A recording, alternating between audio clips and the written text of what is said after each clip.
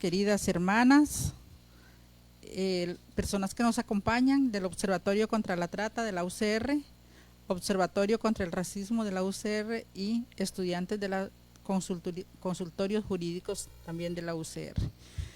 Muy buena tarde, bienvenidas sean todas y todos a este importante conversatorio.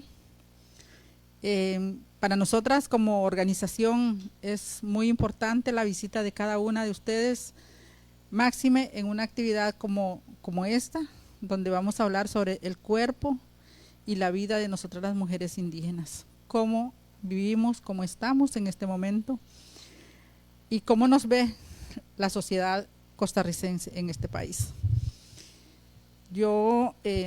Muchas gracias, Vania, gracias, Mónica y Judith, y gracias, Katia, aunque no está, gracias para ella, que nos han acompañado a lo largo de un poco más de un año, cuando el alcalde de Matina se dirigió a las empresas o a la empresa MECO, ofreciendo mujeres indígenas para hacer negocio de carreteras.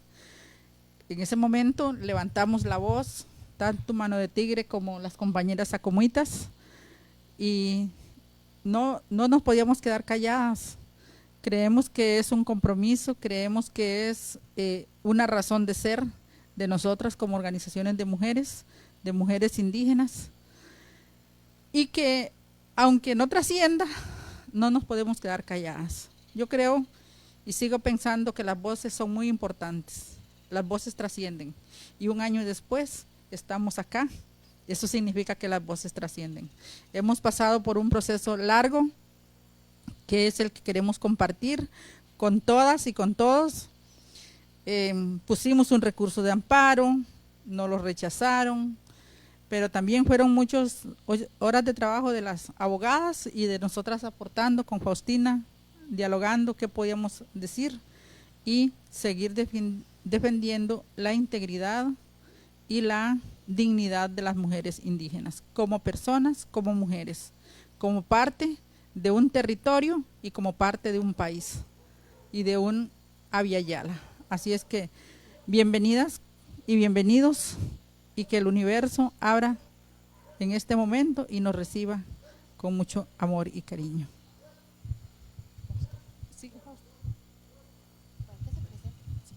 Bueno, muy buenas tardes a todas y todos, hermanas de esta comunidad, estudiantes y las compañeras como Mónica, Judith y Vania, que han hecho todo el esfuerzo para nosotros poder estar hoy acá.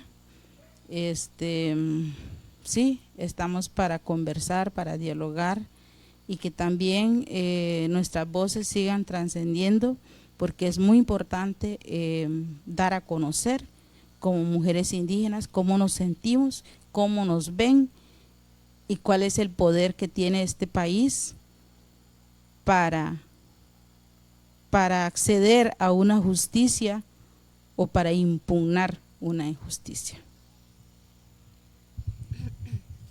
Bueno, muy buenas tardes. Primero que todo, agradecer a doña Lides, a la comunidad de Terra, a todas las personas que están presentes, de habernos recibido acá, haber recibido al equipo de estudiantes de la universidad, tanto de consultorios jurídicos como también del Observatorio para la Acción contra el Racismo, el Observatorio de la Trata. Y bueno, queremos compartir hoy el proceso que hemos desarrollado en más de un año. Nos vimos en mayo del año pasado en un conversatorio virtual. No nos conocíamos presencialmente hasta hoy. Bueno, Katia Acuña Sosa y también Francini Morales forman parte de este equipo. No nos pudieron acompañar presencialmente, pero estoy casi segura que están escuchándonos. Y bueno, todo este equipo hemos ido construyendo poco a poco, ¿verdad? Primero, en ese primer conversatorio, pensando qué podemos hacer, qué era lo que había ocurrido, pensando el caso, pensando en la injusticia, y empezar a ver cómo podemos buscar una verdadera respuesta del sistema jurídico nacional ante las injusticias, el irrespeto, la falta de el ejercicio de de contrarrestar la impunidad de cuando se presentan ese tipo de actos. Entonces, hoy vamos a compartir el proceso desarrollado y, por supuesto, también agradecer a doña Faustina, doña Elides, ambas estuvimos conversando de diferentes maneras y vamos a iniciar esta parte. Queremos compartirles el proceso, pero sepan que pueden hacer preguntas, porque a través también de las preguntas podemos ir aclarando detalles de lo que fue las petitorias del recurso de amparo. Y también Mónica Sancho va a desarrollar también un análisis de la sentencia, las implicaciones de la sentencia, y a partir de ahí pues ver qué podemos accionar para continuar con el ejercicio de los derechos.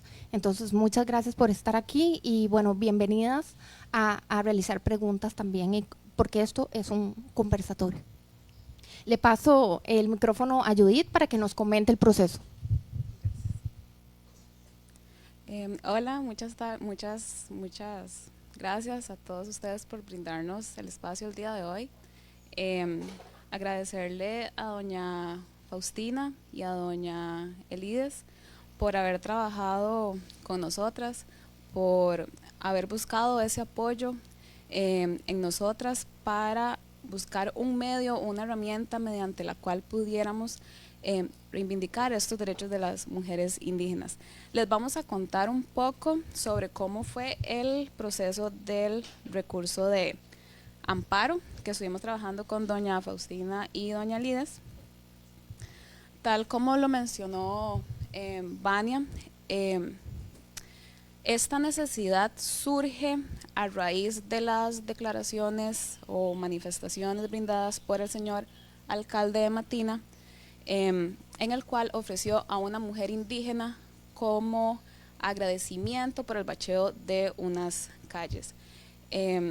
Ante esta situación, doña Elides y Faustina pues externan su preocupación, externan el deseo de que sea una situación que no quede impune, que se visibilice esta problemática, y ahí es cuando acuden a nosotras.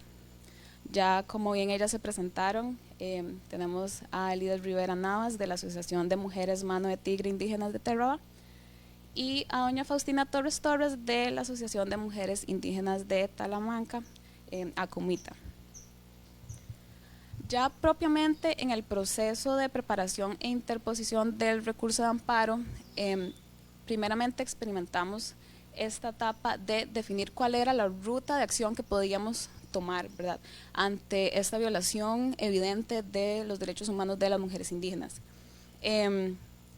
Para poder ayudar a doña Faustina y a doña Elides tuvimos un trabajo de reunirnos, de comentar las experiencias con ellas, que ellas nos contaran cómo se sentían y sus vivencias, y ante esto decidimos hacer este ejercicio de consultar con personas expertas en el tema, expertos en derecho, expertos en derecho indígena específicamente, cuál era la vía que ellos veían accesible para poder visibilizar este problema. Vimos la vía administrativa, vimos la vía penal, y como se trataba de un tema de recursos humanos, vimos que lo más factible era la interposición de un recurso de amparo justamente al amparo de los derechos fundamentales de las mujeres indígenas. Luego de este proceso de consulta, de búsqueda, ¿verdad?, de herramientas, redactamos el recurso de amparo. Ahorita les voy a enseñar un poco como la línea de tiempo de todo lo que fue el recurso de amparo. El recurso de amparo se admite dentro de este proceso de admisibilidad del recurso de amparo. Pasamos a un proceso en donde se da a conocer que hubo una denuncia penal por los actos hechos por el alcalde de Matina. Dentro de este recurso de amparo, dentro de todo el proceso, la Sala Constitucional solicita que se aporte esta sentencia, que se visibilice este proceso para tener un contexto más amplio de la situación, y luego de cumplir varias prevenciones y cosas similares es cuando pasamos a la sentencia. Entonces, el recurso de amparo se presentó el 16 de diciembre del 2022. Fue un recurso de amparo que se estuvo trabajando desde que Vania, doña Faustina y Elides nos externan la necesidad. Todo el año pasado estuvimos investigando, estuvimos buscando y analizando la normativa referente tanto a derechos humanos como a derechos propiamente de las mujeres y derechos de las mujeres indígenas. Es un recurso de amparo que está colmado de un análisis de la protección, la debida protección que debe dársele por parte del Estado a los derechos humanos, específicamente a los derechos de las mujeres indígenas.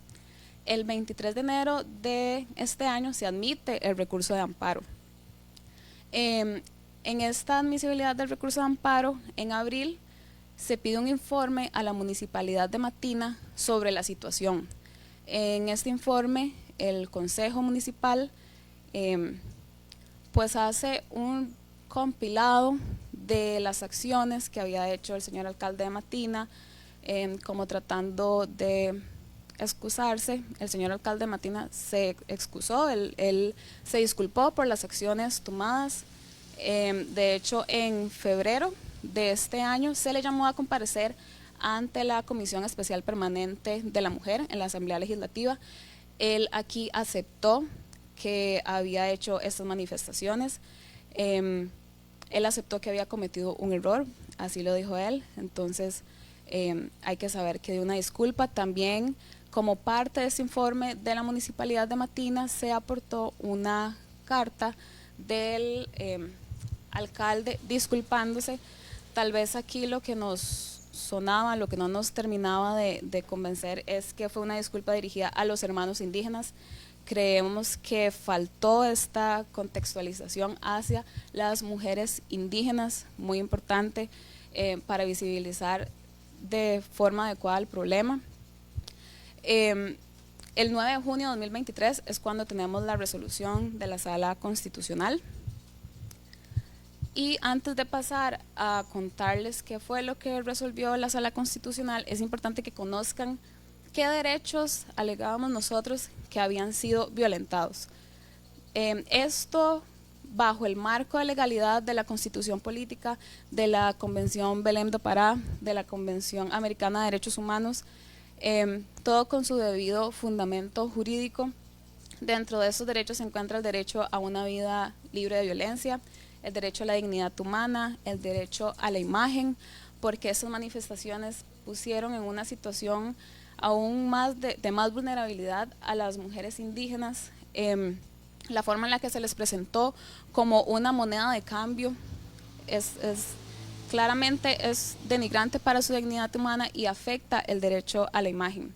También se ve afectado el derecho a la libertad personal y el derecho de acceso a la justicia, justamente por lo que vamos a ver en el análisis de lo que resolvió la Sala Constitucional sobre el tema.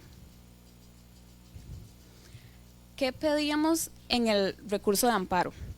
Que se declarara con lugar el recurso justamente para que se evidenciara que el alcalde Matina había hecho manifestaciones que eran totalmente contrarias a la protección de los derechos humanos y que esto quedara verificado bajo el acoger el recurso de amparo. También que se instara a las instituciones pertinentes a que realizaran una investigación sobre las manifestaciones realizadas por el alcalde de Matina, con la finalidad de que se actuara ante ello, que no quedara el tema impune.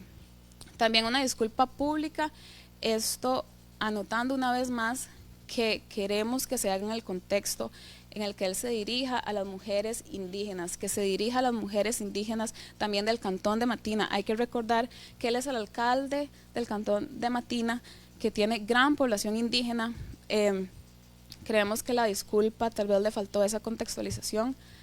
También que la Asamblea Legislativa realice acciones afirmativas para la promoción de los derechos de las mujeres indígenas.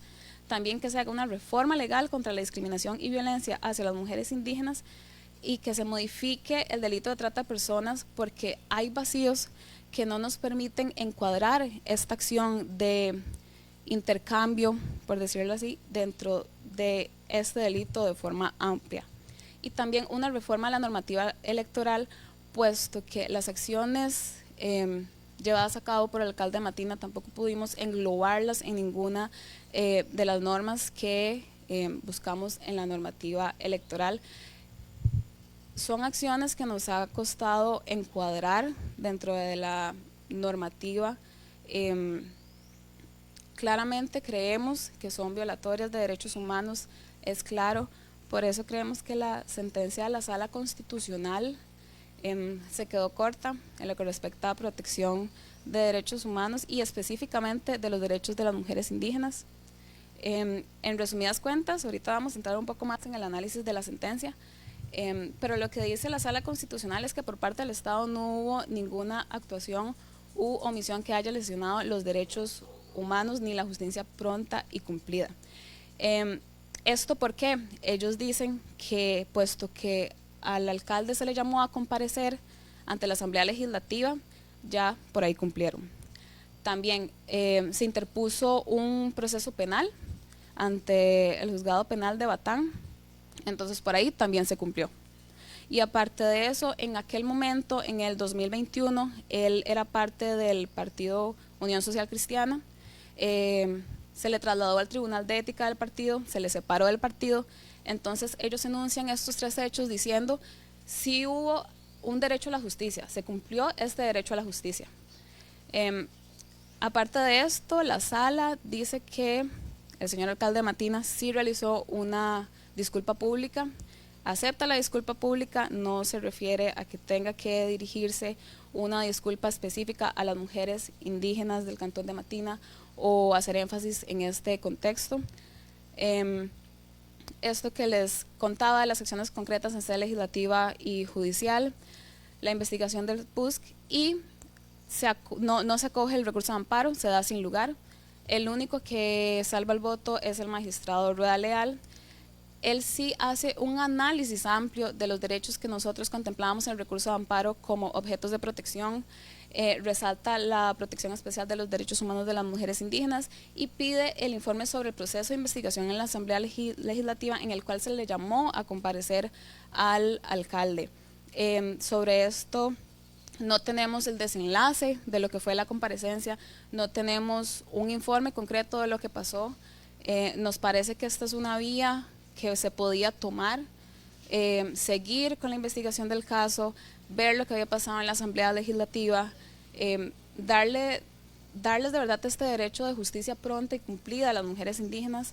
Sin embargo, la sala no se posicionó, no hizo un análisis amplio sobre los derechos que nosotras estábamos acotando en el recurso de amparo, y es debido a esto que creemos que el sistema no está cumpliendo con brindar a las mujeres indígenas, y tal vez es un tema no solo de mujeres indígenas, es un tema a nivel nacional con muchas problemáticas, pero sí creemos que una vez más el sistema le ha fallado a una parte muy importante de la población. Siendo así, vamos también a hablarles un poco de las implicaciones de la sentencia de los derechos humanos de las mujeres indígenas. Para eso invito a la licenciada Mónica Sánchez Rueda.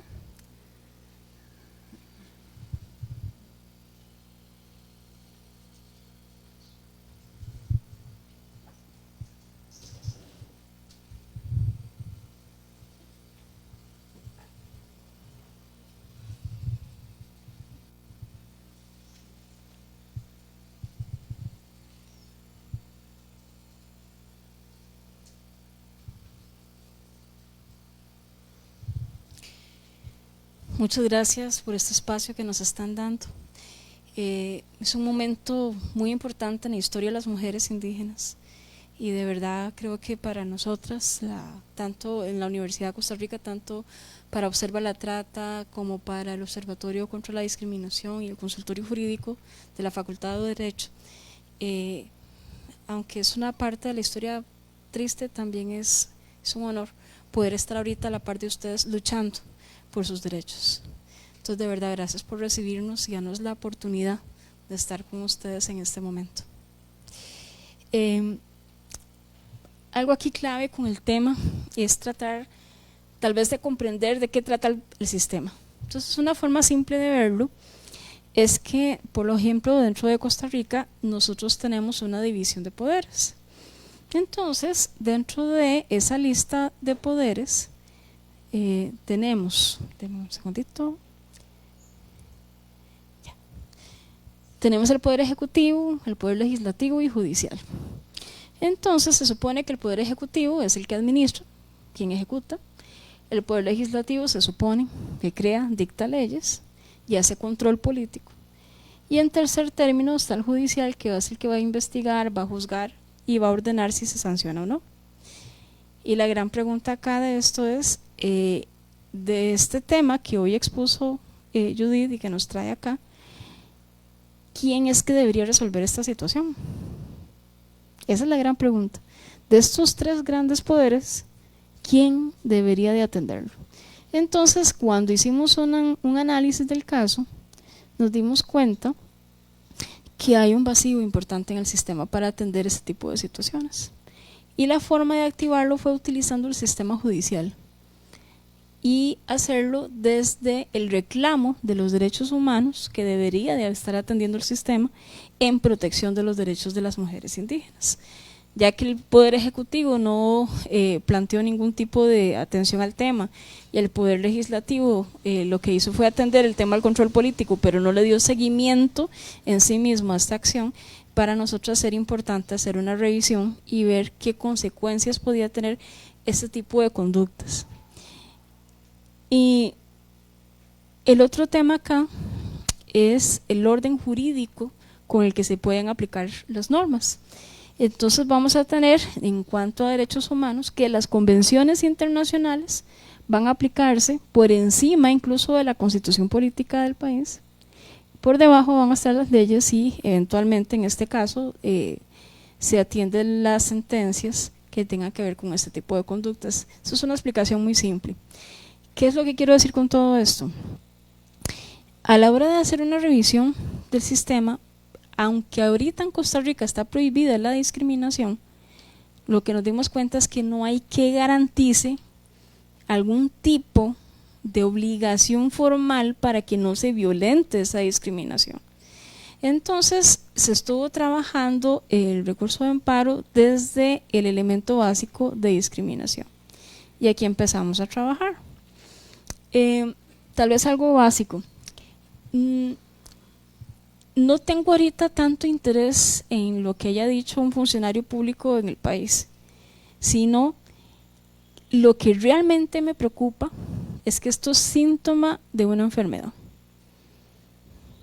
Nos dice que está naturalizado ese tipo de pensamiento y que no hay una consecuencia visible. Entonces la pregunta es, ¿qué podemos hacer? Pero bueno, revisemos un momento nuestra experiencia en la Sala Constitucional y revisemos qué es lo que nosotras esperábamos de esa atención. Como les decía, los convenios internacionales sobre protección de derechos humanos básicamente son pactos entre los países para obligarlos a respetar esos derechos humanos, es una obligación. Entonces hay ciertos lineamientos, ciertas reglas básicas que deben de cumplirse.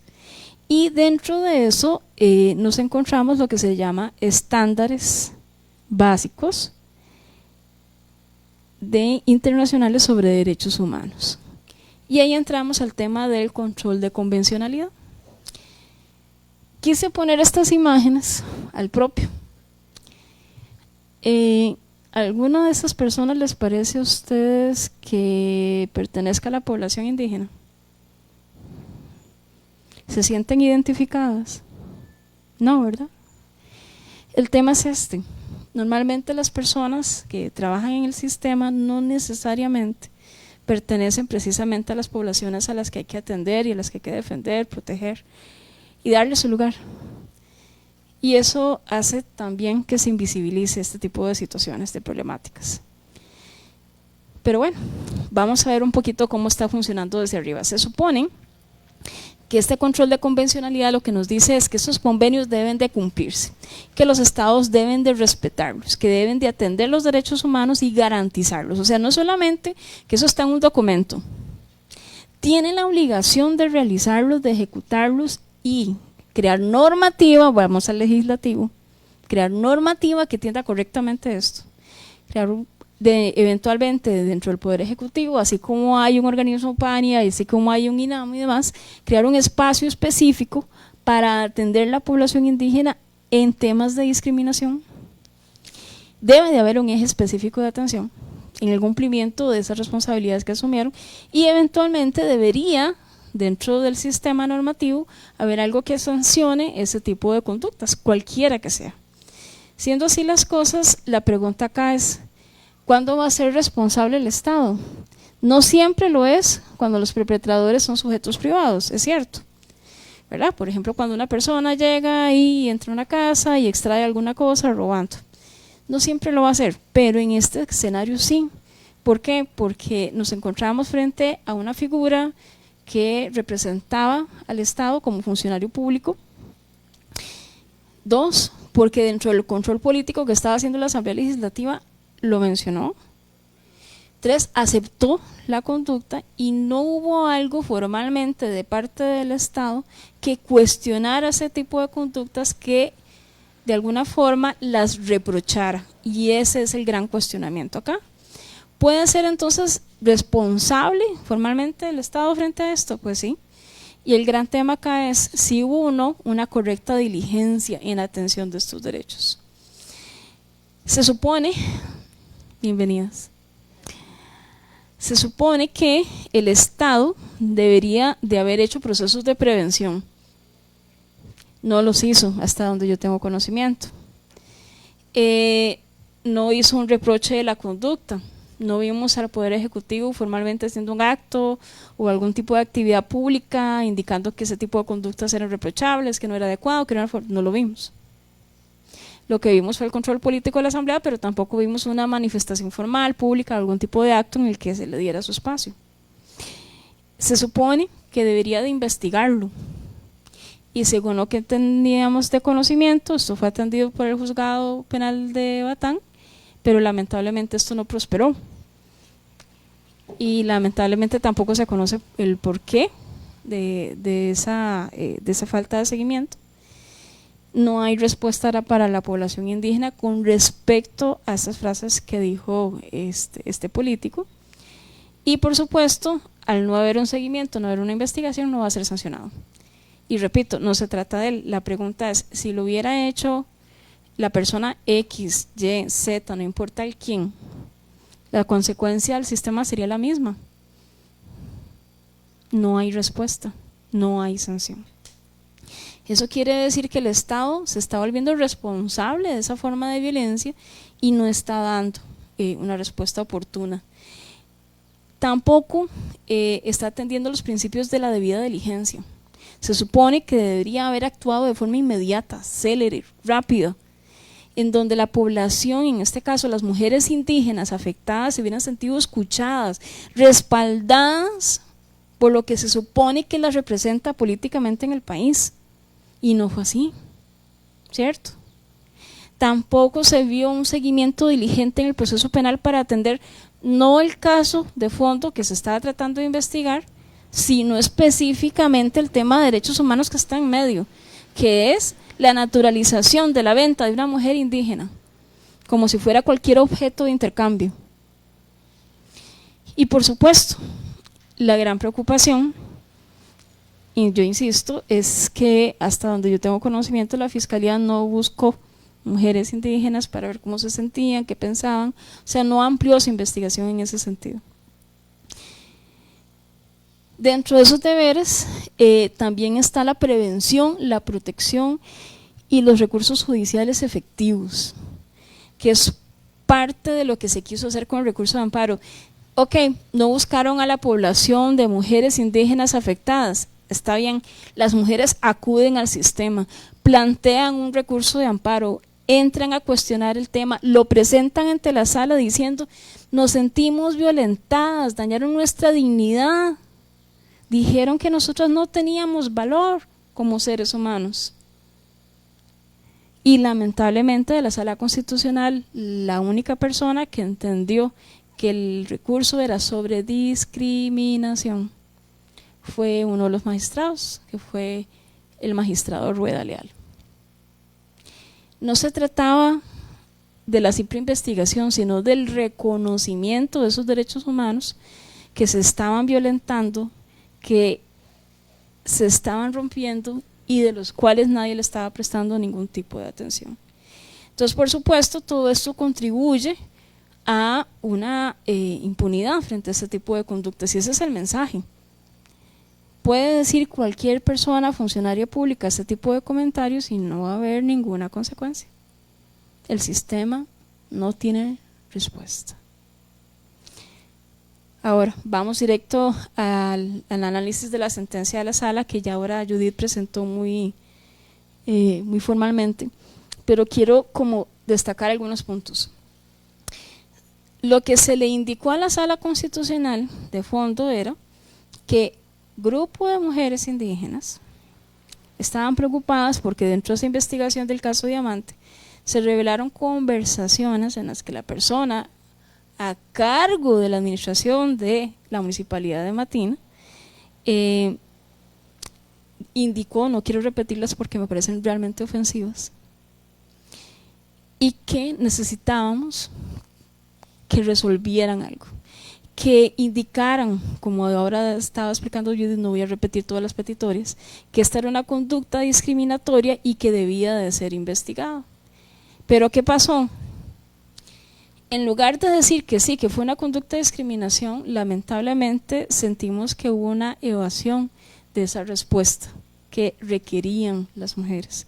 ¿Cuál era la respuesta? Sí, bueno, es un acto de discriminación, eso no debe ocurrir, violenta los derechos humanos, violenta la CEDAW, ¿verdad? Toda la lista de información que se le puso en el recurso de amparo, pero lamentablemente la sala lo que hizo fue decir que ya había sido atendido por la Asamblea Legislativa, lugar donde no hubo ninguna consecuencia.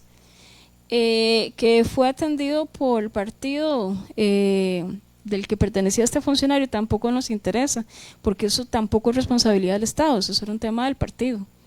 Pero respecto al Estado, una respuesta de él como tal, no la vimos. Y por otro lado viene y nos dice de que es que ya hubo un proceso penal, pero el proceso penal se trabajó por el tema de trata y no nos dimos cuenta de ninguna investigación per se en la población afectada directamente frente a este tipo de comentarios. Si esto es así, la otra pregunta que habría que hacernos es ¿qué es trata de personas?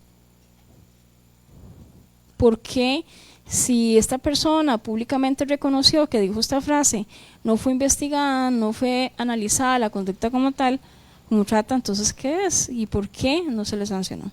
Pero bueno, lamentablemente en lugar de hacer este tipo de discusiones, la sala lo que dijo fue, bueno, y como esto ya lo atendió el Estado, ya esto lo resolvió el juzgado, ya esto ya lo resolvió la Asamblea Legislativa, que en realidad ninguno resolvió nada, absolutamente nada, lo que hubo fue silencio.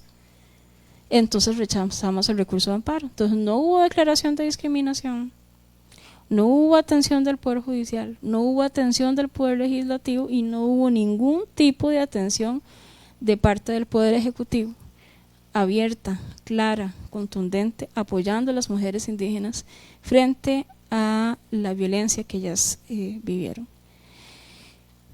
Como les decía, excepto el magistrado. Y esto sí quisiera retomarlo. Yo esta presentación de hecho se la pasé a mi compañera y puse texto porque quiero que lo tengan en la mano. Es su derecho, por eso lo puse. Lo que dice es que las accionantes mujeres indígenas acusan que con ocasión de la investigación judicial salieron a la luz comunicaciones entre el gerente y el alcalde de Matina, en las que observan manifestaciones discriminatorias.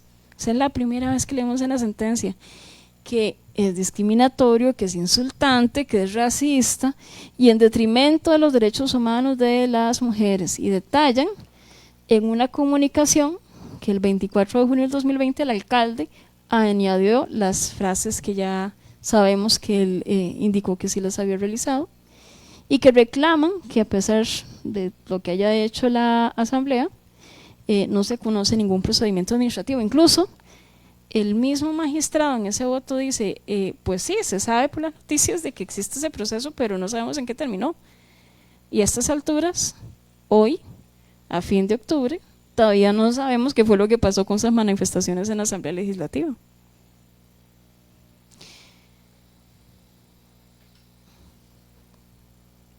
Y yo vuelvo al tema. Entonces, ¿qué respuesta me va a dar el Estado? No hay nada que diga que no me pueden discriminar siendo mujer indígena. Decidieron que no era trata de personas, pero ok, entonces, ¿qué es trata de personas? Y aquí uno de los verbos claros del tipo penal de trata es el promover, el que se esclavice a una persona, el que se le lleve a esta persona de forma engañosa, por ejemplo, se le capte para ser explotada en otro lugar, obligándola, torturándola, amenazándola, manipulándola, mintiéndole.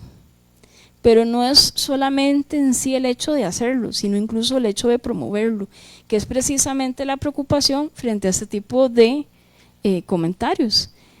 Él decidió que era regular y que estaba normalizado el que yo ofreciera a mujeres como si fueran objetos.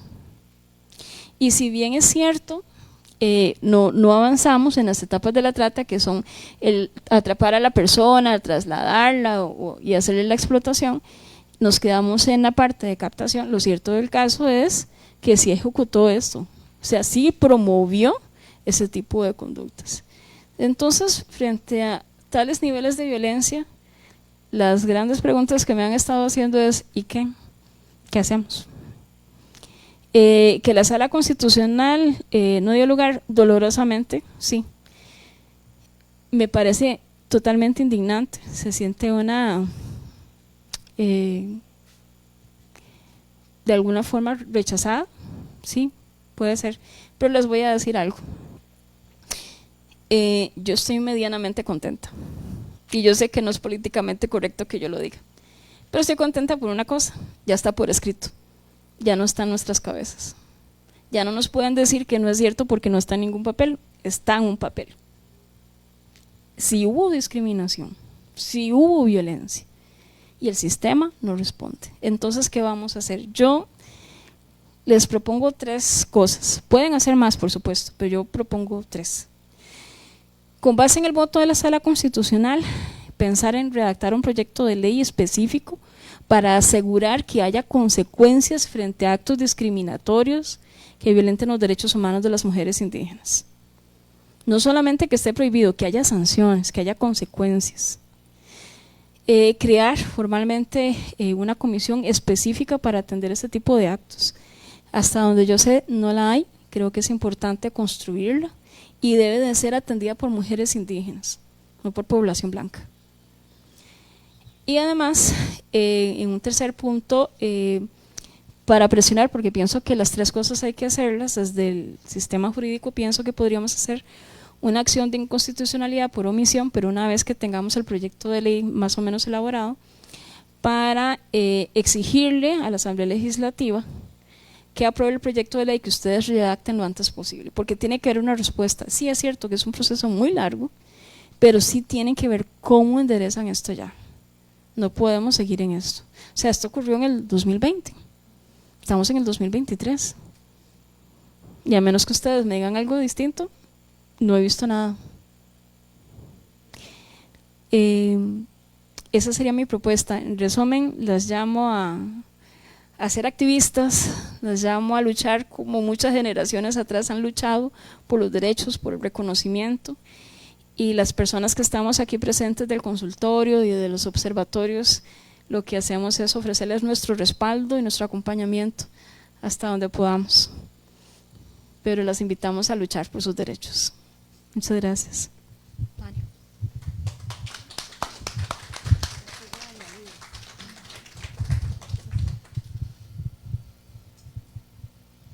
Bueno, voy a hacer una presentación, pero me voy a poner de pie. Hablo mucho mejor cuando estoy de pie. Y más en un caso como este.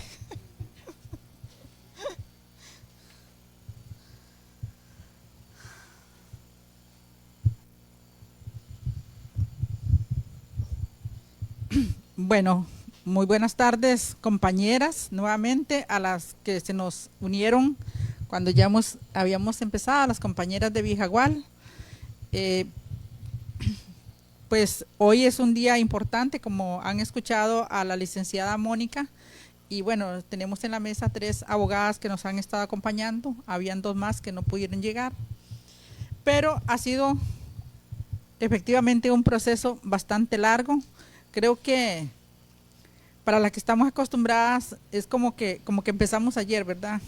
Y que le digan a Faustina, creo que Marina e Isa, que están ahí detrás, pues son 2 mujeres también, doña Digna, mujeres que también han tenido mucha escuela, que han caminado, hemos sabido lo que es pasar esto. Muy indignante, por supuesto, muy indignante. Sin embargo, yo puse Costa Rica, un país de derechos humanos. Los derechos humanos de las mujeres indígenas, ¿dónde están? Bien lo ha mencionado doña Mónica, las mujeres indígenas.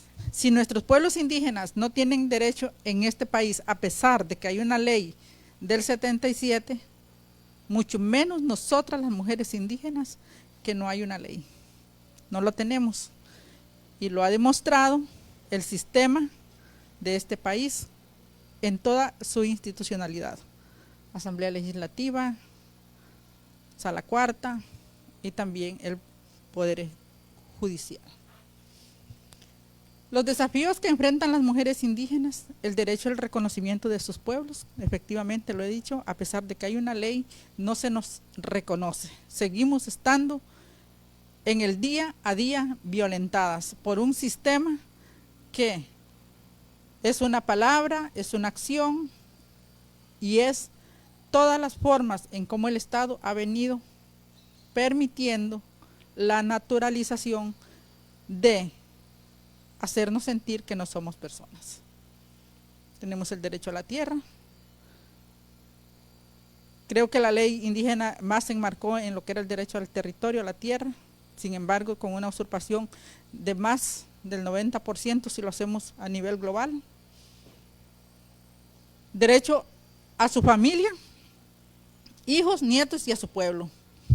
Y cuando pongo todo esto acá, es que vemos los protocolos de las distintas instituciones, cómo se miran dentro de un panorama judicial, jurídico, o como lo queremos llamar, administrativo. Son los protocolos de las personas no indígenas que rigen a los pueblos y a las poblaciones indígenas y a nosotras las mujeres indígenas. El protocolo del PANI, el protocolo del Ministerio de Educación, el protocolo de salud, el protocolo del INDER, el protocolo pero esos protocolos no tienen un espíritu ni un sentir de poblaciones indígenas, mucho menos de nosotras las mujeres indígenas. Seguimos estando invisibilizadas. Derecho a la justicia digna, pronta y cumplida, pues lo vemos. No nos dieron la razón los honorables magistrados, solamente uno entendió y vio qué es el pensamiento, qué es lo que nosotras en ese momento queríamos reclamar. Si bien es cierto, no se dirigió a una mujer específica con nombre, lo cierto fue que se dirigió a las mujeres indígenas. Tengo indígenas, mujeres indígenas, y puedo dar a cambio de.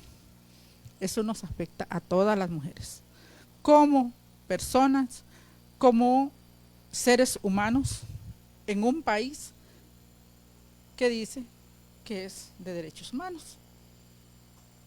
Dentro de derecho a sus propias economías, entre muchas otras, ¿verdad? Es como que las mujeres las tienen que vender, no tienen derecho a su propio autocontrol económico.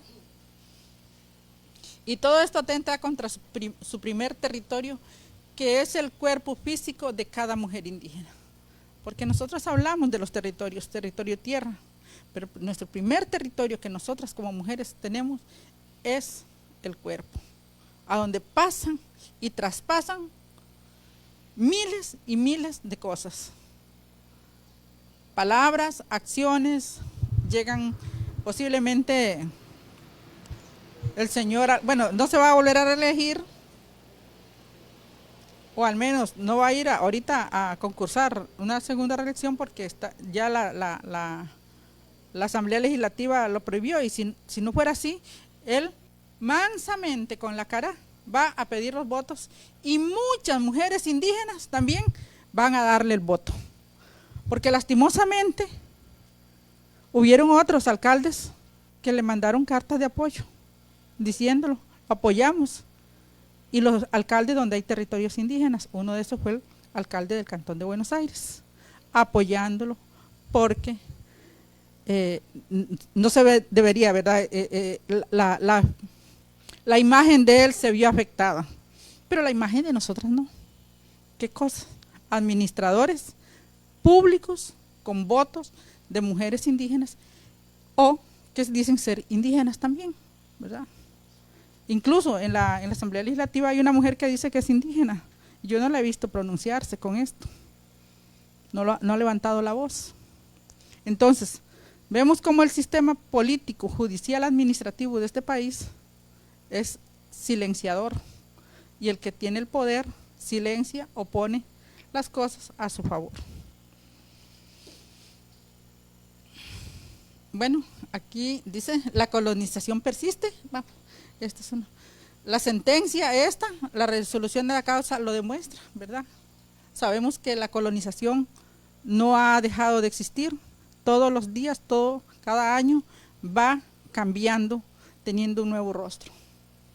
En el siglo XXI, con una honorable sala constitucional demostrando la misoginia hacia las mujeres indígenas, una Comisión de Derechos Humanos de la Asamblea Legislativa poco seria, incapaz de dar una sanción oportuna para corregir actos como el del alcalde de Matina, señor Walter Céspedes, en su comentario racista, misógino, narcisista, que socava la dignidad de las mujeres indígenas y que aún sigue en la función pública, demostrando el nivel de racismo de este Estado patriarcal y una sociedad deshumanizada. Eso es lo que nos ha demostrado esta resolución de este recurso de amparo que nosotras interpusimos, buscando justicia. Costa Rica bicentenaria para las mujeres indígenas. Pocos datos de las mujeres indígenas. Me puse a buscar un poco de información, cómo estamos en educación, cómo estamos en salud, cómo estamos en economía. Solamente aparece un pequeño estudio de la Universidad Nacional que habla sobre la condición de las mujeres que tienen ahorita, a pesar de que de todo, tienen un 90%, dice, de empleabilidad. Sin embargo, de ese un 46% tenemos de empleabilidad en la escala, pero de ese 46%, el 96% ya interno, somos mujeres que estamos en trabajos informales. O sea, no son empleadas, no son que tengan un seguro, un salario fijo, algo que les dé condiciones, no es. En los cantones donde están los territorios indígenas se clasifican como los de más alta desigualdad, cantones en pobreza. Ahí vemos cómo sigue. La mayoría de mujeres indígenas son agricultoras con poca esperanza de crecimiento económico. Las mujeres indígenas, por su naturaleza, trabajan la tierra, pero no hay un mercado donde se pueda vender, donde puedan mejorar las condiciones. Cientos de mujeres indígenas cargando hijos de no indígenas que pocas veces cumplen con sus obligaciones de manutención. Y esto siempre lo hemos recalcado las mujeres del Cantón de Buenos Aires. La gran cantidad de mujeres indígenas que son madres de hijos de padres no indígenas no cuentan ni siquiera con la pensión, porque no son reconocidos y se niegan a reconocer a esas mujeres, a pesar de que haya ahora el derecho a hacer la prueba. Sin embargo, sabemos Ujarrás, Salitre y Cabagra está más que todo es la forma de cómo a ellas las amenazan. Poco o nada de justicia para los pueblos indígenas, mucho menos justicia para las mujeres y niñez. Pérdida de identidad y espiritualidad de jóvenes, ¿verdad?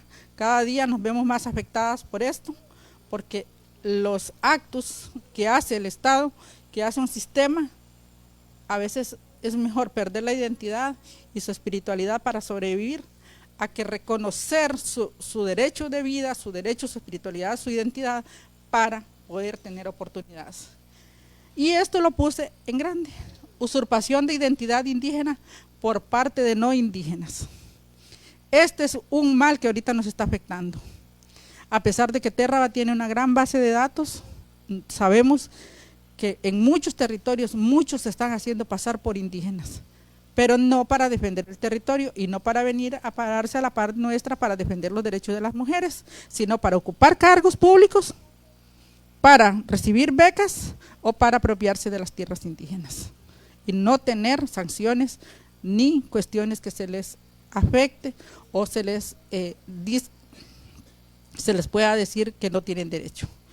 Creo, compañeras, creo público, que como mujer realmente esto es desde el ente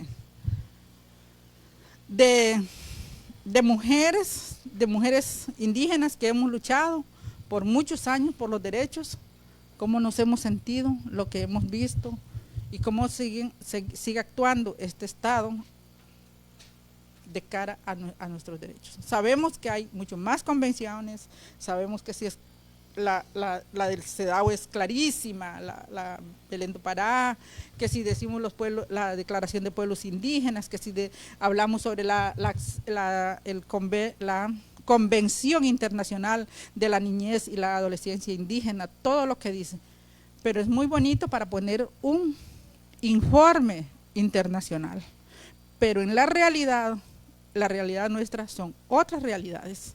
Es una realidad que todos los días atenta o todos los días busca sacar y desaparecer a las poblaciones indígenas de sus territorios, de sus comunidades, de sus vidas, de sus familias.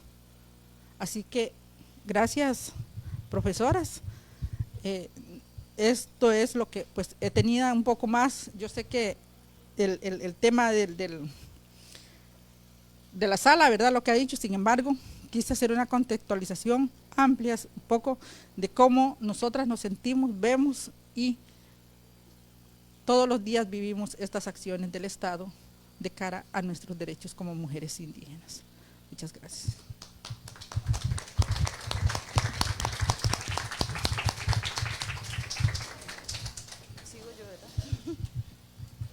Bueno, buenas tardes nuevamente. Muchas gracias, Elides, por esa amplia historial de verdad legal y la realidad de las mujeres indígenas que vivimos diariamente y que ha sido siempre desapercibido, ha sido invisibilizado. Como bien lo dice ella, justo cuando pasa eso, yo estaba en este territorio por obra y mandato de Dios. Inmediatamente nosotras con Elides y compañeras tuvimos las reacciones en ese momento de decir tenemos que hacer algo. No podíamos quedarnos con ese dolor y con esa angustia y con esa impotencia en nuestros corazones y en nuestras almas, sino teníamos que hacer algo. Hoy que el Estado o la parte legal no lo reconoce, yo pienso que de hecho nosotros existimos, aquí estamos las mujeres indígenas. Pasarán otros 100 años para seguir reclamando, pero aquí vamos a estar. Así lo ha hecho la historia, nuestras voces de nuestras ancestras lo han hecho de esa manera. Entonces, aquí lo que queda es seguir trabajando y gracias a ustedes como profesoras que nos apoyaron y nos dieron ese apalancamiento legal para acompañarnos y decir lo que queremos decir, pónganlo en el documento, pónganlo escrito, hágalo posible para que esto el Estado lo pudiera cumplir. Hoy por hoy me da lástima y me da, no sé, como que uno, no sé cuántas mujeres más tenemos que luchar por estos derechos, porque sinceramente muchas mujeres no están en estos niveles de discusiones con nosotras, entonces la fuerza no se ve, digamos, como yo quisiera que se vea. Porque cuando esto pasa en la región del Caribe, como dice la compañera, hablar de mujeres indígenas es hablar de todas las mujeres indígenas. No solamente era X etnia, sino es hablar de las mujeres indígenas. Hoy vemos un estado practicando la desigualdad, la exclusión, la invisibilización, a pesar de los derechos que hay en Costa Rica que están ahí, que no se han podido cumplir. Yo, a mi manera de verlo, yo digo, bueno, ya se dijo todo lo que pasamos durante estos 3 años, pero ¿quién nos pregunta a nosotros como mujeres indígenas cómo nos sentimos cuando alguien nos utiliza, cuando alguien nos trata de esta manera? Y que estando la ley sencillamente se invisibiliza y no se cumple la ley. ¿Hasta cuándo nosotros vamos a seguir a que se nos reconozca? ¿Quién nos va a acompañar en este proceso aquí en adelante para hacer que Costa Rica pueda aplicar y que se cumpla la ley? Ahora, las mujeres indígenas no somos objeto, ya lo sabemos, ya lo conocemos, pero ¿cómo hago para que el Estado pueda reconocer eso? ¿Cómo hago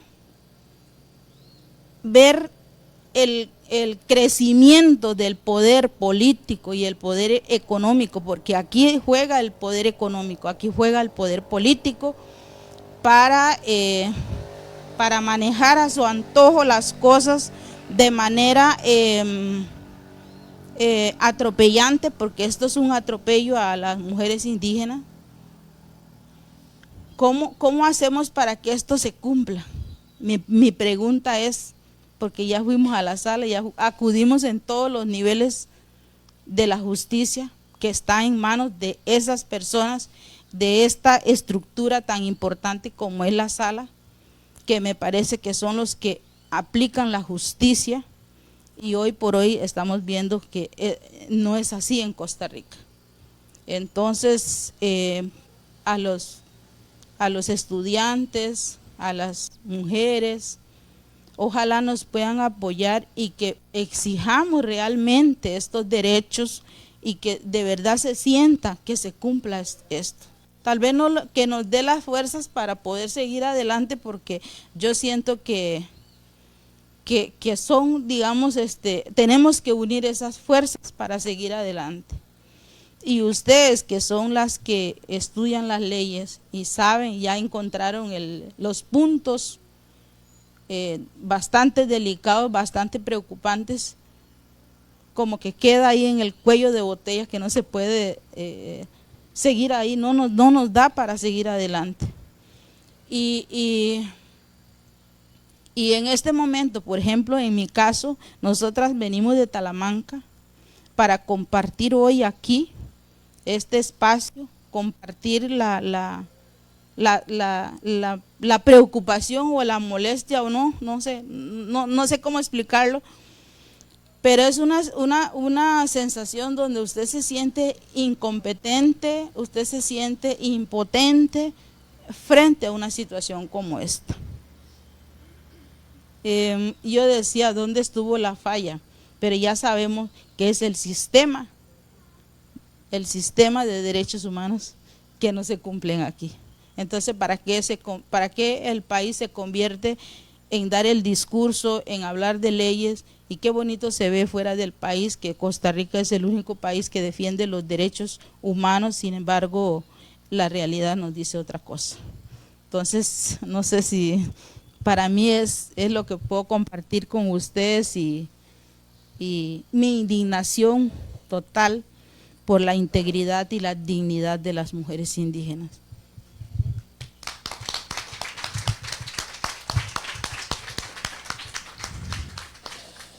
Bueno, muchísimas gracias por los comentarios, por compartirnos ese sentir, porque podemos perder la perspectiva cuando solo nos vamos a las normas, olvidando a las personas, porque las normas no son un fin en sí mismo, el derecho no es un fin en sí mismo. El derecho, bueno, yo soy antropóloga, no soy abogada, ¿verdad?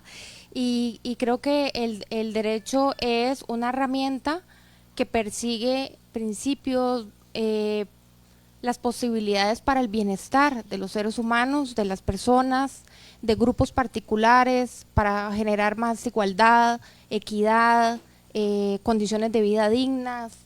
Y cuando el derecho se convierte en trámites, ¿verdad? En trámites burocráticos o en trámites de cumplimiento, ¿verdad? Donde hay un listado y se dice se ejerció una justicia pronta y cumplida porque se hicieron 3 procedimientos, pero ¿dónde está el fondo del asunto, ¿verdad? Entonces creo que no tenemos que olvidar esa parte humana, y una sentencia como esta pareciera que olvidó a las mujeres indígenas, que es el fondo, la dignidad de las mujeres indígenas. Entonces, ahorita vamos a abrir un espacio más bien de conversatorio, podemos circular el micrófono con comentarios de ustedes, preguntas que tengan. Este es el momento como para que podamos detallar cosas que tal vez no se comprendieron del proceso, o qué especificaciones de la sentencia o algún derecho que ustedes quieren que conversemos, que profundicemos. Entonces abro la palabra para ver quiénes quieren conversar, preguntar. Sí. Por favor, se presentan para poder conocernos todas. Bueno, buenas tardes. Bueno, yo soy Isabel Rivera, soy aquí del territorio indígena Terra. Y bueno, ahora me estoy enterando ya más, no de la situación, sino como del detalle de lo que pasó. Y creo que la sala ya nos va con 2, porque tenemos el otro caso que fue el recurso se interpuso por el tema de CONAIE cuando tenía solo una compañera en la junta directiva, cuando este país está la ley sobre de paridad, que en una junta tienen que haber iguales, ¿verdad? Y la sala más bien lo que ordena es un peritaje para conocer si verdaderamente es cierto que nosotras las mujeres somos activas en los procesos políticos de las comunidades. O sea, no le dijo nada, o sea, la ley está para otros, pero para nosotras las mujeres no. Y está el otro caso, que ya del señor alcalde, que señor, bueno, le dice uno señor por respeto, ¿verdad? Porque él no nos respetó a nosotras las mujeres cuando él paga el cuerpo de la mujer para que le hagan un bacheo de calle. Ni siquiera dice para que le hagan una pista, sino un bacheo, pago con el cuerpo de una mujer indígena, ¿verdad? Lo otro es, creo que no estoy bien enterada a fondo porque apenas estamos en este proceso, que es creo que la ley que tiene que ver los convenios internacionales, como es el CEDAW. En diciembre del año pasado, bueno, tenemos a nivel país que tenemos la ley indígena, tenemos decretos que hablan de todo menos del tema de la mujer. Tenemos convenios internacionales que hablan de todo menos de las mujeres, y cuando es el tema, por ejemplo, de la CEDAW, habla de mujeres en general. Pero a raíz también de todo esto que no ha pasado, tenemos la Directriz 39, que está hablando específicamente del derecho de la mujer indígena. Entonces creo que Costa Rica, al ser parte del CEDAW, porque ahí tenemos un camino bastante abierto, porque si vamos a seguir acudiendo a la sala constitucional para que las mujeres encontremos el derecho, ya vemos que van 2 y no encontramos derecho, más bien somos cuestionadas por la misma sala magna de este país, la sala constitucional. Entonces creo que sí, como digo, estuvimos trabajando un poco sobre el tema de educación, salud, porque habla de todo, la Directriz 39 de la CEDAW. Esta está nuevita porque salió en diciembre del año pasado. Entonces creo que es una cuestión que debemos estudiarla para ver que ahí nos abre un portón bien grande, porque al Costa Rica ser parte de la CEDAW, entonces creo que nos facilita la parte de la ley que tenga que ver específicamente con el tema de mujeres en este país. Entonces, creo que por ahí sería como seguir estudiando un grupo, porque sí, nos vamos a sentar a escribir una ley. Bueno, pero ¿qué vamos a poner en esa ley? ¿Cómo vamos a poner los castigos de esa ley? ¿Podemos poner castigo o qué nos limita? Y al fin, bueno, si no logramos la ley, pues entonces de ahí será demandar el Estado. Porque como digo, ya vamos agotando las vías administrativas internas de este país. Bueno, no sé si la licenciada está de acuerdo con lo que estoy diciendo o tengo algo de razón o no, porque tenemos que ir agotando las vías administrativas internas para poder acudir al Estado de Derecho ya internacional. Pero vemos que este Estado como que no, y menos con este presidente, ¿verdad? Menos con este presidente tenemos que estar calmadas, porque al rato nos saca una ley y entonces tenemos que tirarnos a las calles y ya ahí sí, más fuertemente, ¿verdad? Entonces sí creo yo que debemos estudiar un poquito la directriz 39 y creo, aquí les hago un llamado porque a nosotros desde la parte internacional nos están como exigiendo a las mujeres indígenas el estudiar para conocer ya, como desmenuzarla, saber qué es lo que está diciendo la directriz 39, qué nos está favoreciendo, cómo el Estado realmente está, el Poder Judicial, cómo verdaderamente están cumpliendo con lo que dice la directriz 39. Entonces, aquí es hacer un llamado también a la universidad y que viene doña Katia también, cómo podemos tener ese recurso para poder sentarnos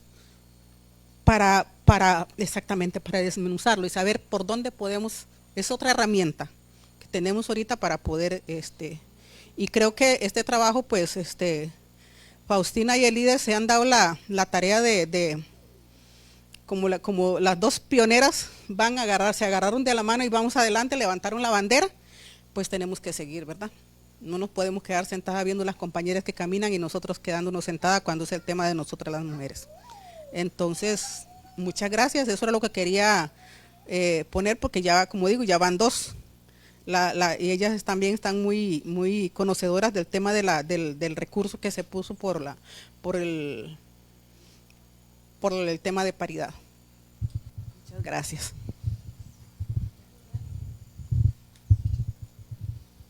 Bueno, buenas tardes. Mi nombre es Marina López. Vengo en compañía de la compañera Faustina, partida Comuita. Realmente sí es preocupante y sí es lamentable de escuchar esto, como dijo la compañera, son ya dos casos que en la primera estuvimos furiosas porque a las mujeres indígenas tienen que todavía preguntar si somos lideresas o estamos en la parte cultural o no, cuando nuestro gran Cibo nos dio esa directriz a las mujeres indígenas.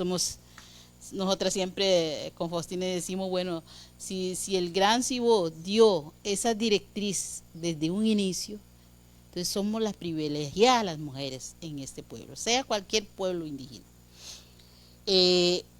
Sobre este caso, sinceramente sí es preocupante, y escuchando a ustedes, yo les propongo, no escuché una pregunta sobre el tema del INAMO. ¿Cuál ha sido el papel del INAMO sobre este tema? Esa es una. Dos, escuchando sus propuestas acá, y se me ocurre a mi triste Cochiboqui de pensar, analizar, que este tema no es solamente de Faustina, de Elide o de las asociaciones que ellas están representando. Somos todas las mujeres, a donde estemos, todas ¿cómo se llama eso? Es punto cardinal. Gracias. Estamos todos lados. Entonces, somos 8 pueblos, más los migrantes, más las noves. Entonces, yo creo que aquí creo yo, y gracias a las universidades, estas áreas, pues no las conocía hoy, y gracias a los muchachos y las muchachas, porque son mujeres también, y hijos de mujeres también. Entonces yo creo que esta lucha hay que darla, porque no solamente a las mujeres indígenas, no lo miremos solo a las mujeres indígenas, miremos en general, pero en especial las mujeres indígenas por el tema que se está hablando. Mi recomendación, yo pienso que deberíamos de reunirnos, yo no sé a dónde vamos a buscar recursos, yo creo que tenemos que buscar recursos, hacer como convivencias de intercambios con otros grupos de mujeres, ver la posición de ellos, cuál es la posición. Una cosa ya lo dijo el líder, ya lo dijo Faustina, aquí hemos estado 5 veteranas, aquí esa fue la mayora que siempre ha estado, después nosotras que la seguimos y aquí estamos. Entonces creo que así en diferentes pueblos hay mujeres que han estado en la lucha. Entonces pienso yo hacer como convivencia en cada región con las mujeres, ver la visión de las mujeres, cuál es la posición de ellas. Ese es uno. 2, asentarnos. Primero llamemos a la gente como el INAMO. ¿Cuál es la posición del INAMO? Porque se supone que el INAMO es para la defensa de las mujeres y todo el tema que tiene que ver, y está en la área política, ¿no? Yo no sé si yo estoy perdida, pero ustedes me corrigen. Entonces yo creo que llamar a ellos. Hay igual, como decía la compañera, que hay una diputada que dice que es indígena, bueno, conocer la posición de ella. ¿Qué ha pasado que ella como mujer indígena no se ha pronunciado sobre este tema, sobre estos 2 temas?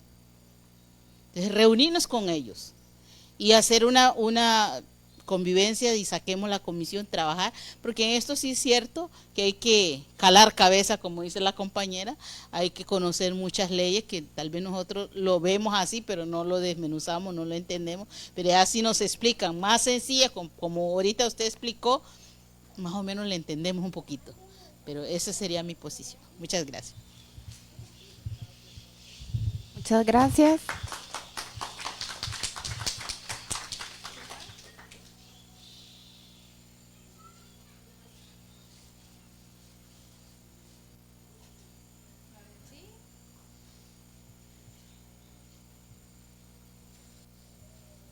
Una pregunta que quieran que, ¿verdad? Que ampliemos algo más.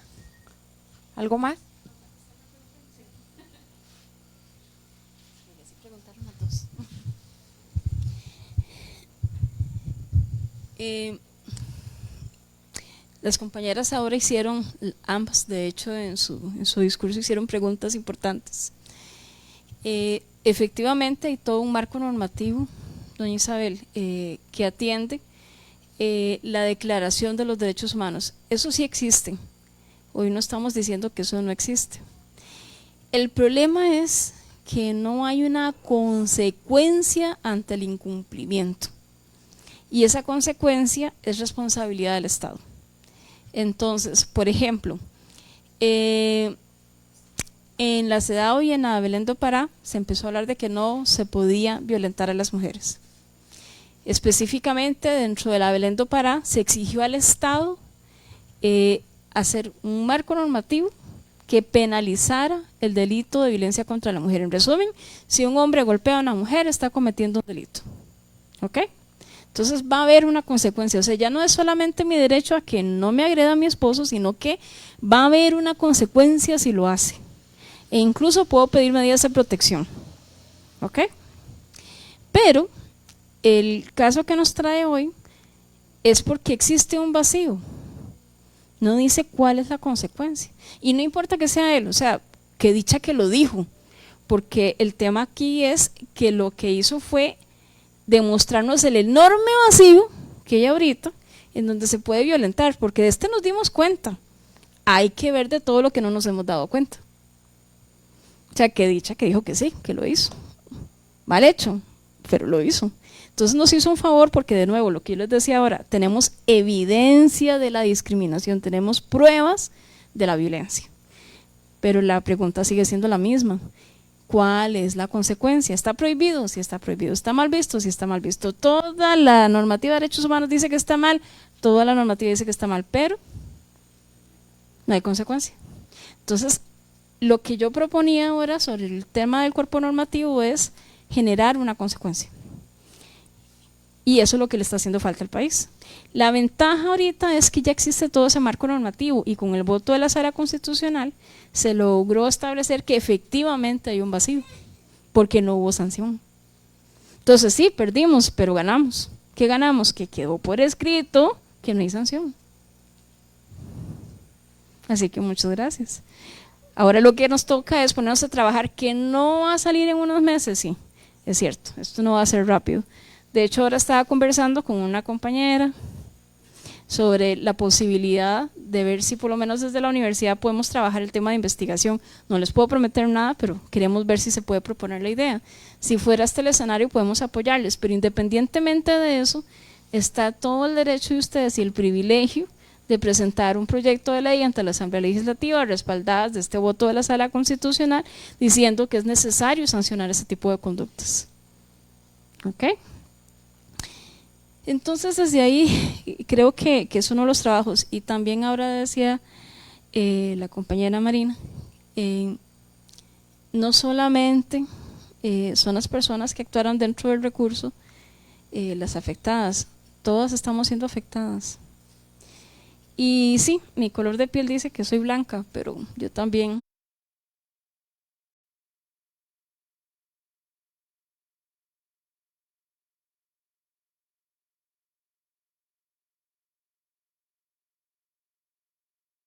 Porque para nosotros, como pueblos indígenas y mujeres indígenas, que iniciamos una lucha tan fuerte, con muchas cosas, como lo acaba de explicar la licenciada, que hay todo un panorama, pero existe algo que tiene que haber una comprobación.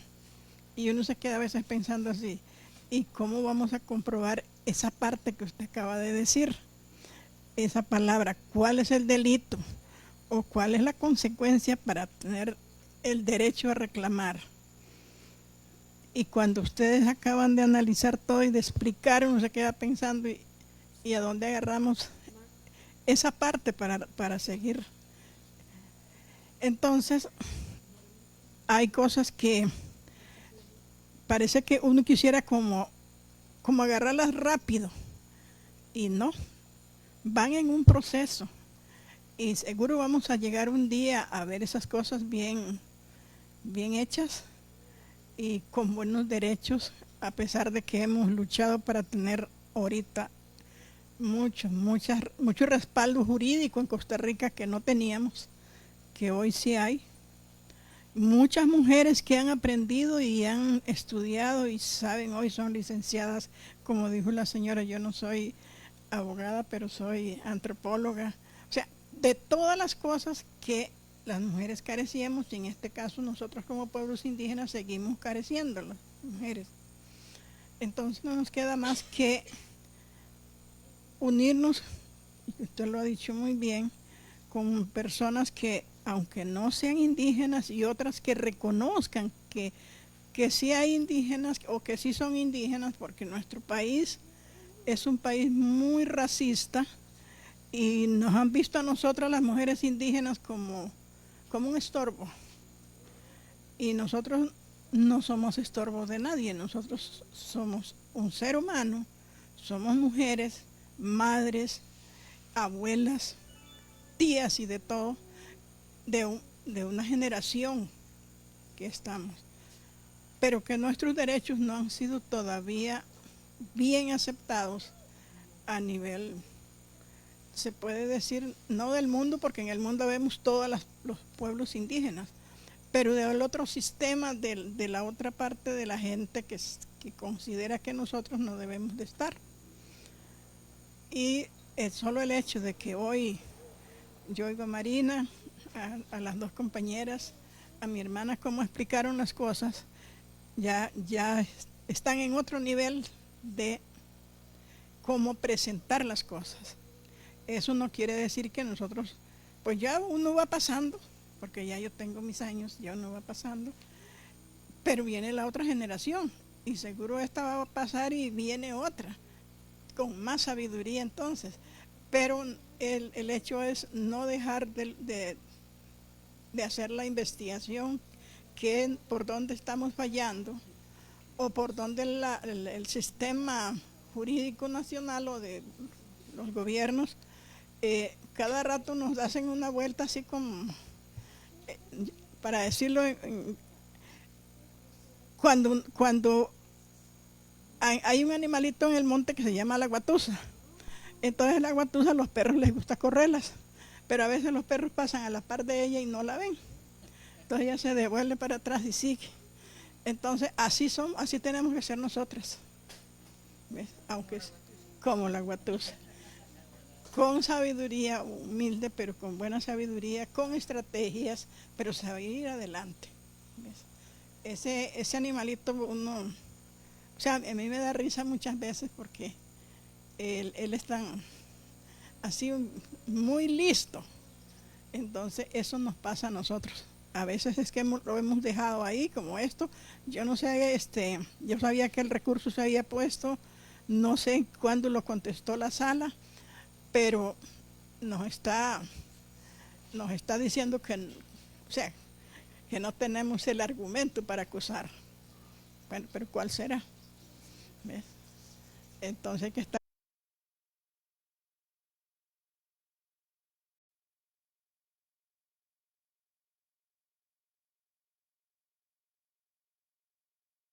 El gobierno de pronto nos decía que había que poner, o sea, cuando ya pudimos poner un recurso de amparo, nos decían que teníamos que poner un recurso de amparo. Después nos dijeron, no pueden poner un recurso de amparo hasta que lo que se está discutiendo sea una ley. Pero ¿y cómo lo vamos a poner cuando sea una ley si cuando es el momento de reclamar es cuando están discutiéndola? ¿Ves? Y ya cuando la tienen aprobada, entonces que nosotros vayamos a reclamar. ¿Ves? Entonces es como tener a uno en un juego mental, ¿ves? Para que uno no tenga la oportunidad de concretar lo que está haciendo. Y sí, agradecerle a todas y a todos los estudiantes y señores y señoras que están aquí por haber venido hoy aquí y me parece muy importante este tema del recurso de amparo por las mujeres, porque en realidad yo también vi cuando el Señor dijo esas cosas, también yo lo estaba viendo, que era como que nosotras las indígenas somos como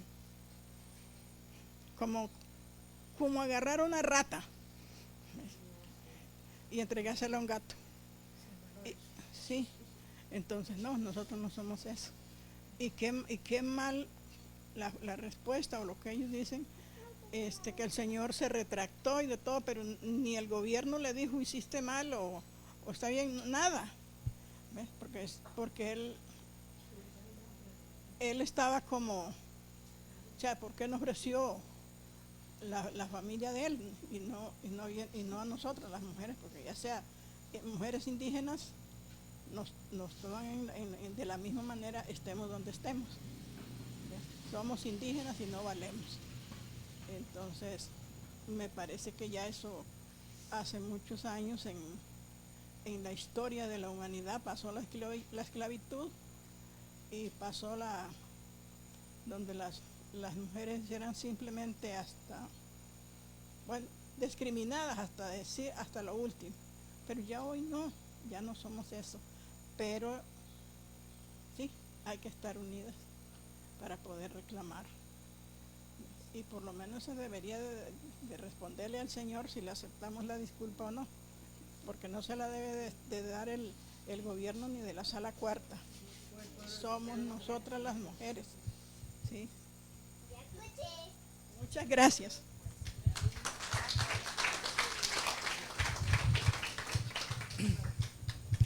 Bueno, tal vez a mí me gustaría que otras compañeras tal vez puedan referirse a esto. Yo sé que no les podemos obligar, pero pueden hacer algún aporte. Yo quiero hacer una réplica con respecto a lo que ha dicho las compañeras. Realmente, para mí, digo, ahorita le respondí un mensaje a alguien, le digo, me dice la maestra Marina, entonces le digo, es que esto es vida para nosotras. Yo creo que el día que nosotras no haya una acción que defender, no estamos vivas. Nosotras estamos vivas a la razón de que siempre hay que defender algo. Y a los pueblos indígenas y nosotras las mujeres indígenas y nuestras generaciones, nos toca que defenderlas, y eso es vivir. Y no importa que en un momento dejemos de estar físicamente, pero vamos a estar espiritualmente. Y yo creo que eso es lo mejor y lo más sanador también para nosotras. Quiero decir que realmente, uno, que me llama mucho la atención, doña Mónica, que podamos de verdad empezar a gestionar la parte de un proyecto de ley. Eso es muy bueno, lo que ha dicho Marina, hacer el diálogo con las demás comunidades, con las otras compañeras, llegar con los consultorios de la universidad, lleguemos a Naciones Unidas también. Yo creo que, aunque no sé si Costa Rica tiene la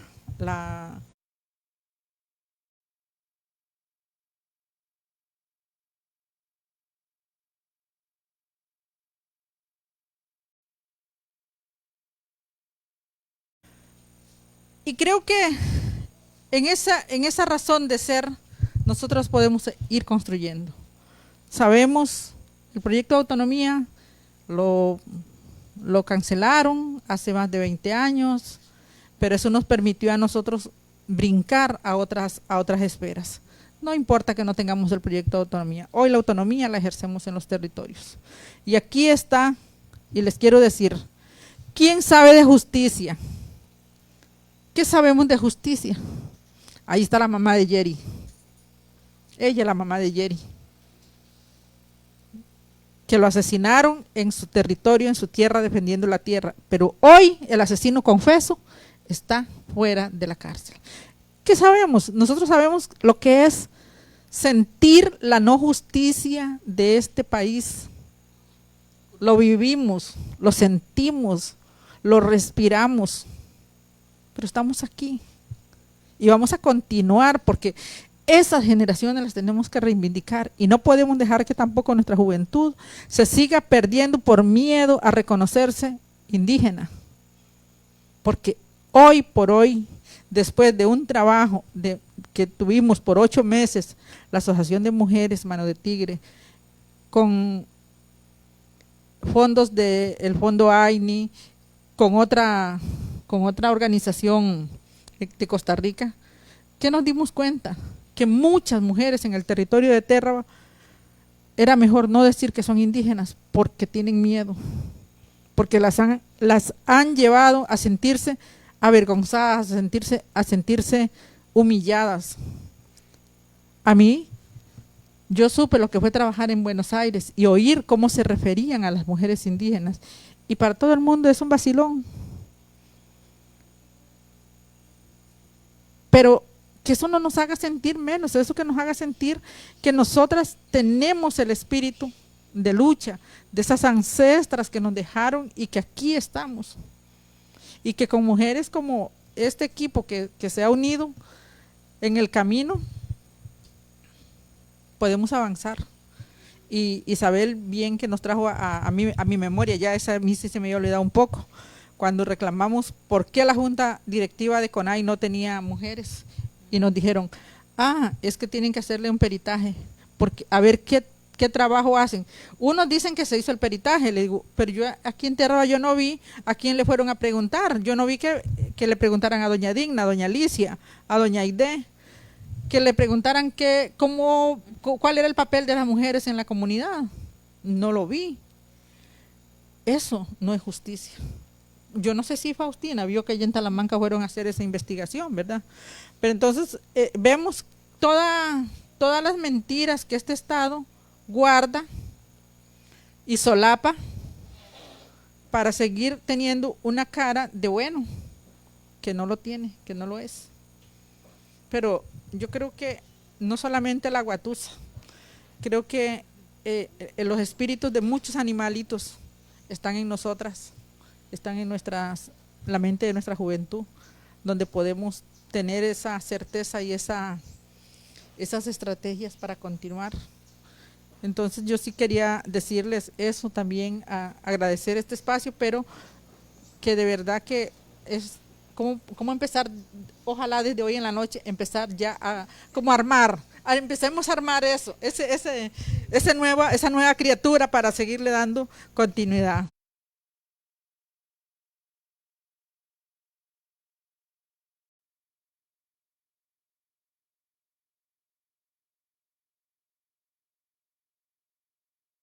Las admiramos demasiado.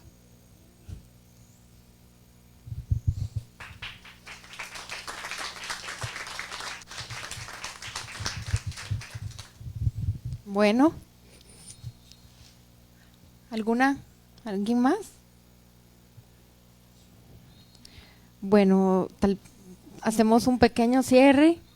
Bueno, agradecer muchísimo a todas las personas presentes, a las personas que también nos están siguiendo por las redes, por supuesto a la comunidad, a todas las personas de Terraba, también a doña Faustina, a doña Marina, que vienen desde Talamanca, ¿verdad? Viajaron hasta San José, durmieron ayer para venir hoy, mañana vamos de regreso a San José. Es un esfuerzo inmenso recorrer prácticamente, bueno, ¿cuántos kilómetros? 500 kilómetros, ¿verdad? Para estar acá, dar su voz y también compartirnos esa fuerza para continuar. Creo que tenemos mucho trabajo por adelante. Creo que en la universidad también tenemos muchas cosas que aprender del trabajo colaborativo, ¿verdad? Es difícil trabajar juntas también en la universidad y yo estoy muy contenta de que podamos hacer sinergias también entre los observatorios, porque solo trabajando conjuntamente podemos sacar proyectos de impacto, poquito a poco, pero de manera firme. Entonces, muchas gracias a todas las personas y bueno, también a celebrarnos juntas. Entonces, muchas gracias.